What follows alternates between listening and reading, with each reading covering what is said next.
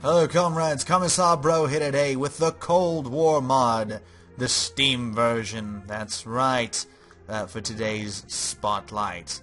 Yeah, so this is a very interesting mod. It quite clearly adds the Soviet Union into the game while also adding an Eastern Bloc. It's kind of like assuming that the Soviet Union, is still alive, essentially. It starts in 1985.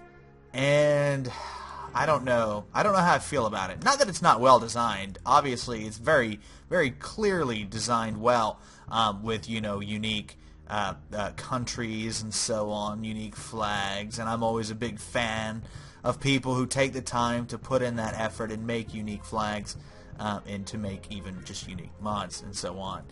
But I feel like my biggest complaint with this mod is quite literally how ungodly rich the Soviet Union is. Like, I get it, this is kind of a focus on the Soviet Union, but, and I hate to be, that kind of douchebag, but you really think the Soviet Union had a GDP of, 27 trillion? Yeah, in 1985? It's kind of a big thing to say, with only a 1.1 unemployment rate. I mean, the army values I'm fine with, like the very powerful army, that's perfectly fine. It makes perfect sense. But I feel like the issue therein lies is like the United States' economy is like tanking quite badly, so you don't really have any direct competitors to the Soviet Union. Because, I mean, look at the land armies of, like, the UK and France and Spain and people who might actually oppose the Soviet Union. They're all pretty pathetic, except for Turkey. Turkey has a pretty powerful army, interesting. So, yeah, this is quite clearly, a fantasy mod, in that, like, an alternate kind of history mod, which I'm perfectly fine with. And, honestly, the mod's fun. Again, I kind of personally would have preferred if the Soviet Union's economy was not starting out so strong. Because, I mean, look at that balance. Look at that budget. Like, and even with all their expenses and stuff, it's like they're still so ridiculously rich. And then look, we just let a little bit of time pass by. The game got a chance to refresh.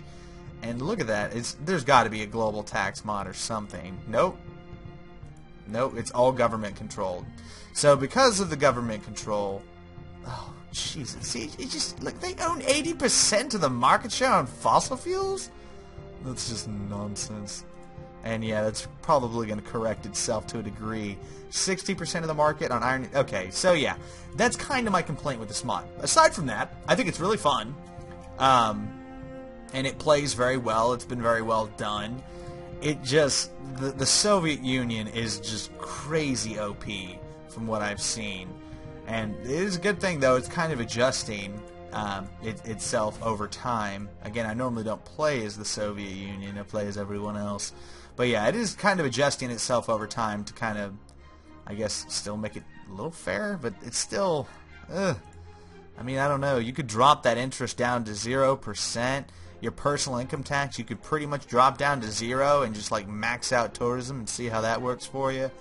I mean, there's a lot of different ways you could take this, but all in all, I think the Soviet Union's a smidge overpowered as opposed to all the other factions in the game. But yeah, aside from that, if this is your thing, this is definitely a mod to be recommended. Then another one that I'm probably going to be taking a look at here soon is the World War II mod.